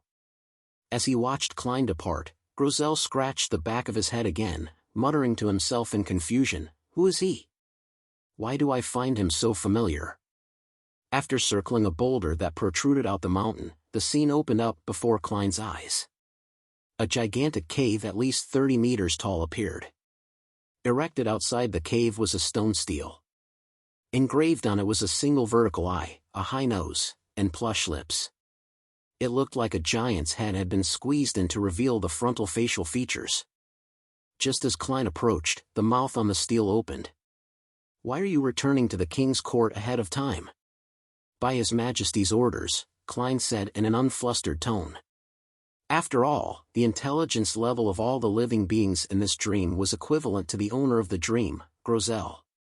The lips on the stele opened and closed as it let out a humming sound. "Please answer a question, otherwise, you shall not pass. If only I brought along a Rhodes, it should be rather fun to see what happens." Klein lampooned as he calmly nodded. "Okay." The stele's lips closed for 3 seconds before opening. "If your wife, daughter, and a woman you covet ask you to judge which of them is most beautiful, who would you choose?" This is completely different from the magic mirror style. Klein's lips quivered as his mind raced. Using nearly 10 seconds, he answered, "My intelligence is insufficient to determine this matter. I will assign someone who is more intelligent than me to give the answer." "How can I answer something that can get me killed?" He gritted his teeth as he added, "Who is this more intelligent person?" The giant's face on the stele froze for a few seconds. Klein solemnly answered, "Of course it's our king." The stele was shocked beyond words. It took quite a moment before it said, "All right, I'll consider it as you answering the question. You may pass." Klein immediately crossed the strange stele and walked into the cave. The ground in the cave was paved with large stone panels that had been weathered. The sides and top of the cave were filled with murals, speaking of stories of the giants and dragons battling the demonic wolves, mutants, devils, and phoenixes. The drawing style was crude and the color choice was dark. However, it was extremely vivid. Klein walked forward as he observed the murals. He discovered that there were swaths of withered weeds, as well as all kinds of coarse gravel in between the stone panels and the bottom of the murals. And the lack of water and the decline of life became more apparent the deeper he ventured inside. After walking for an unknown period of time, Klein saw a huge grayish-blue open door. Standing on each side of the door was a 4 to 5 meter tall giant. The giants guarding this place were different from Grosel and the others. They wore solid and beautiful iron-black armor and firm, exquisite helms. They looked like 2 huge statues. They didn't stop Klein and allowed him to pass through the door and enter the hall within. The hall wasn't too spacious. The ends of the hall could be seen clearly, and it could probably only hold 5 to 6 giants. As Klein was observing his environment, he suddenly halted. Then, the hall seemed to be pulled up by an invisible hand as it quickly rose. He staggered a little before finding his footing. All he saw were grayish-black walls flashing by as they kept sweeping downwards. In about 10 seconds, there was a thud as the hall stopped ascending. At this moment, it wasn't the cave tunnel outside the door, but a magnificent palace propped up by stone columns. Klein briskly left the original hall as he sized up his surroundings with piqued interest. "This is the giant king's court's elevator. This seems to be the place where the guards live. Outside is a long table taller than humans, with extremely large chairs. On the 2 sides are rooms, and inside them are neatly ordered beds." Klein swept past the various items in the hall before he stopped at a mural. The mural's main character was a giant dressed in full-body silver armor. As there was nothing to scale, Klein was unable to know exactly how tall he was. The giant stood by the side of a cliff, with a sword in hand pointing diagonally upwards. His body emitted a bright halo, like a rising sun illuminating the surroundings. Many giants were genuflecting around him, as though praying or worshipping him and awaiting a bestowment. The giant king's son, god of dawn, Badhile? Klein looked at the face of the mural's main character in thought, and he saw that his face was blocked by a mask. There was only a dawn-like halo coming from his eyes. It's very similar to the god of combat statue in the Backlund underground ruins. His face is completely hidden behind a mask. Queen Mystics said before that the god of combat is a giant who lived from ancient times. Therefore, their church's headquarters, the Great Twilight Hall, resembled the giant king's court. Could it be the son of the giant king? God of Dawn escaped the destruction of the king's court, and at a certain point in time, he managed to retake the authority wielded by his father? Klein made a bold guess, but he lacked any evidence or clues. He used the correspondence principle to look at the wall opposite the mural. There was also a mural there, but the main character was no longer God of Dawn, Badhile. Instead, it was a female giant in a leather vest and long skirt. This female giant stood sideways. Her facial contours were soft, and her single vertical eye was focused beneath her. Long, dark brown hair reached all the way to her back. Her right hand was spread out as she held items like wheat and fruits. Around her were golden fields, clear lakes, and trees covered with fruits and colorful mushrooms. Giant Queen, Goddess of Harvest, Omabella? Klein looked around, but he didn't see the mural representing Giant King Ulmer. There's no depiction of the ancient god because this is the residence of remote guards? Then, going out from here will likely be the interior of the Giant King's court. Klein carefully walked to the door. He used the method he employed in the dream world of the battlefield ruins of the gods by activating creeping hunger and using the strength of a zombie to open the door. However, there wasn't a palace in the frozen dusk that he had imagined outside. Instead, it was a gray, hazy world. It appeared to be a cliff with a bottomless pit. According to Miss Justice's previous experience, this is likely the boundary of the dream. The only way is to head down and enter Grozel's subconscious. Finally, I'll arrive at the sea of collective subconscious. Miss Justice discovered a mind dragon in the human sea of collective subconscious where she was. Then, in this book world created by the Dragon of Imagination, what would be contained in the sea of collective subconscious? Klein's mind whirred as he conjured a staircase that led down into the hazy world. The staircase didn't head straight down but spiraled around deep into the gray haze. The bottom couldn't be seen, nor were any of the details of the mind world that were possible to discern.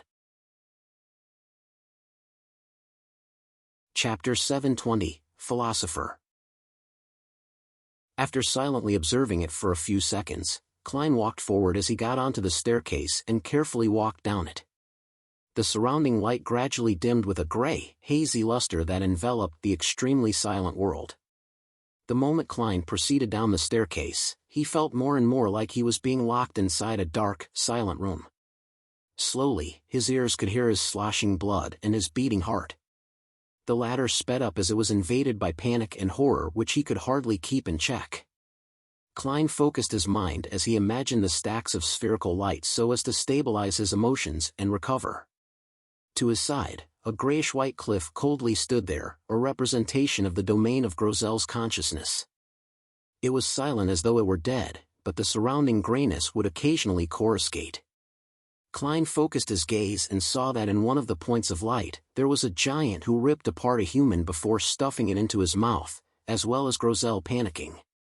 Back then, the latter was less than 3 meters tall, and it was clearly still an adolescent. The point of light flashed past, appearing in the frozen dusk that scattered over the mountain peak. Time here seemed to become impeded. Klein was just about to seek out any valuable information in Grozel's subconscious when he suddenly heard sounds akin to a beast's panting. With a whoosh, a huge palm appeared from the surrounding haze. Its skin was grayish-blue and was covered with signs of rot. On it was an obvious yellowish-green liquid as it quickly grabbed at Klein's ankle. Amidst the panting sound, similar palms rose up one after another from the staircase below, as though they were attempting to forcibly pull Klein's spirit body into the mind world's darkest and most unfathomable zone. Instantly, these rotting palms formed a dense horse as they kept struggling upwards and let out sounds of horrible, hair-raising panting. It made Klein instinctively jump up 3 steps. However, the countless palms that belonged to giant corpses didn't stop. They squirmed along the staircase as they surged upwards, covering every inch of space. Klein was just about to reach out his right palm to draw Death Knell and use purifying bullets combined together with Death Knell's slaughter ability to finish off the countless monsters when two questions suddenly flashed in his mind. Where do these palms come from? Why would they be inside Grozel's subconscious? The moment this thought came to mind, his spiritual perception was triggered. Klein came to a realization as he immediately abandoned his thoughts of using Death Knell. He calmed his breathing and imagined the spherical lights. The huge, rotting palms took this opportunity to reach his feet as they grabbed his calves and ankles. At that moment, they silently vanished as though they had never appeared. Indeed, this is an illusion created by Grozel's subconscious. Here, minds don't just face each other, but they interact with them as well. If one lacks the corresponding beyonder powers, the deeper one goes, the easier it is to have an emotional breakdown. Intrusion by the other party's subconscious will slowly happen until one's beyonder powers are severely tainted. As a result, one will become a mental patient that will never be able to recover their rationality, and this might very well lead to a loss of control. This is different from communicating with spirits. Corruption isn't avoided simply by maintaining lucidity and reason. This is because one is already inside the target's beyonder powers. Klein muttered to himself, having figured out something. He hesitated for a few seconds before turning around to climb back up the stairs. He gave up on venturing deep into Grozel's mind world because he lacked the beyonder powers to placate his own mind. Insisting on heading down was equivalent to suicide. I'll consider exploring again after I find a mystical item that targets this aspect. Klein determined his thoughts as he walked faster. Finally, with a leap, he returned to Grozel's dreamscape and returned to the guard's quarters in the giant king's court. He already felt exhausted, so he immediately left the dream, walking out of Grozel's blacksmith through the walls before observing the wonders of the book world. I've already met Grozel, Mobit, and Ciadas. And while I was casually chatting with others, I also heard of the devout priest, Snowman, and the philosopher, Frunzier. However, there isn't an Anderson Hood, Edwina Edwards, Danitz, or Gehrman Sparrow. Therefore, only the dead will possess brand new characters in the book.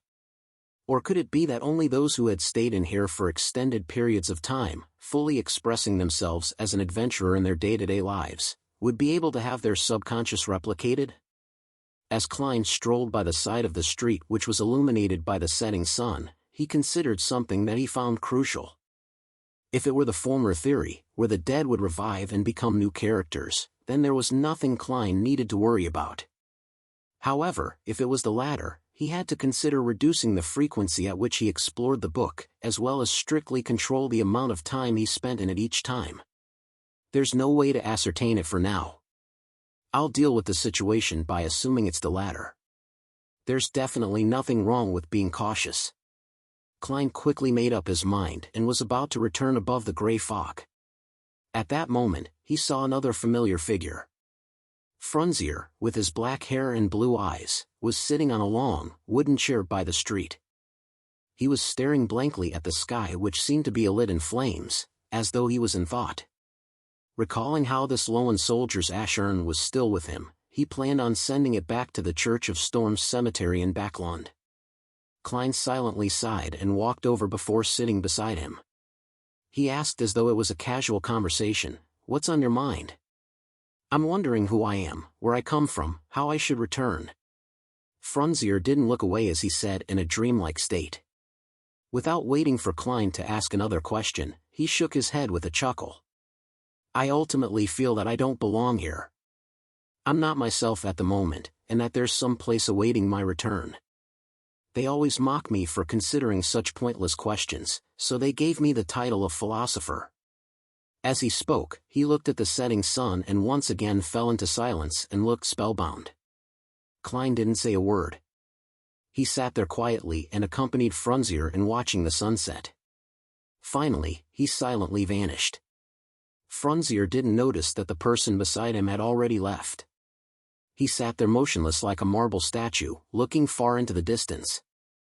After replenishing the ship's supplies, Alger Wilson instructed the Blue Avenger to leave the Resistance's private harbor. It wasn't going to stay too long in the Rorstad archipelago. He had to return to Pasu Island to make his report by the designated time.